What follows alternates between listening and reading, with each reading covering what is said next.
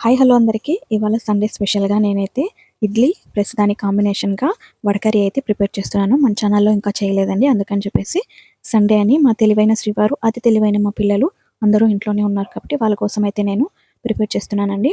నేను పచ్చెనగపప్పుని ముందు రోజు రాత్రి వాటర్‌లో వేసి నానబెట్టేసుకున్నాను. నెక్స్ట్ డే మార్నింగ్ ఒక మిక్సీ జార్‌లో పప్పు వేసి కొంచెం తెల్లగడ్డ, అల్లము వేసి ఫైన్ పేస్ట్‌లా కాకుండా కొంచెం బరకగా తీసేసుకోవాలి. నేనైతే ఒక 2 ఎండుమిర్చి యాడ్ చేసుకున్నాను. మళ్ళీ మనం కారం అనేది వేసుకుంటాం కాబట్టి కొంచెం వేసాను.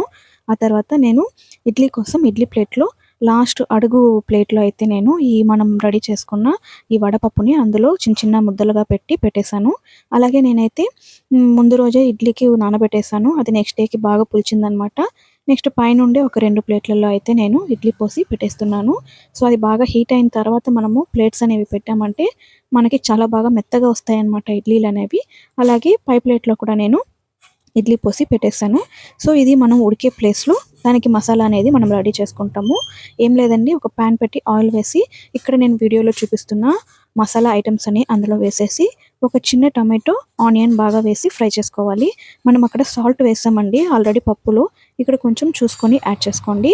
కొంచెం కరివేపాకు, కొద్దిగా పసుపు వేసి టమాటాలనేవి కొంచెం మగ్గేంత వరకు బాగా ఫ్రై చేసుకోవాలనమాట. వాటర్ అనేది ఇప్పుడే వేయకండి. ఆ తర్వాత మనం స్పైసీనెస్ కోసం అక్కడ 2 ఎండుమిర్చి వేసాము మిక్సీ జార్‌లో. ఇక్కడైతే నేను 2.5 స్పూను కారం అయితే వేసుకుంటున్నాను. మీకెంత కావాలో స్పైసీనెస్‌ని చూసి అడ్జస్ట్ చేసుకోండి. ఆ తర్వాత 1.5 గ్లాస్ వరకు వాటర్ అనేది యాడ్ చేసుకొని, అది బాగా తెరలు కాగుతున్నప్పుడు మనం మిక్సీలో పట్టుకున్నాం కదా పప్పు, అది బాగా ఉడికిపోయి ఉంటుంది. ఒకసారి ఎలా ఉడికిందో మీకు చూపిస్తాను. ఇడ్లీ కూడా బాగా ఉడికిపోయిందండి. లాస్ట్‌లో ఉన్న ప్లేట్ అయితే తీసేసుకొని ఇడ్లీలన్నీ మళ్ళీ తిప్పి అలాగే పెట్టేస్తున్నాను. మీరిక్కడ చూసారంటే బాగా తెలుస్తుంది. బాగా ఉడికిపోయిందనమాట. ఇలా మనం అన్నీ తీసి సెపరేట్‌గా పెట్టుకోవాలి. సెపరేట్‌గా పెట్టుకున్న దాన్ని మనం బాగా పొడి చేసుకోవాలండి. ఇదే విధంగా ఇంకొక మెథడ్ గూడా ఉందనమాట.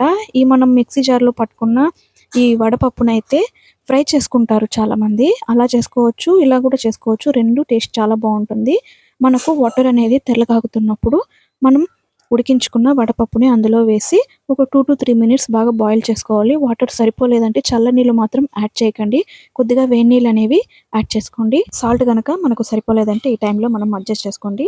ఫైనల్‌గా ఒక గుప్పెడి వరకు కొత్తిమీర వేసి దించేసుకున్నామంటే మన వడ కర్రీ అయితే రెడీ అయిపోతుందండి. ఇది ఇడ్లీకి, దోసకి, పూరి, చపాతీ అన్నిటికి చాలా బావుంటుందండి. నేను చేసిన ఈ వడ కర్రీకి మీరైతే 10కి ఎన్ని మార్క్స్ ఇస్తారో కామెంట్ చేయండి. వీడియో నచ్చితే లైక్ చేసి ఛానల్‌ని తప్పకుండా సబ్స్క్రైబ్ చేసుకోండి.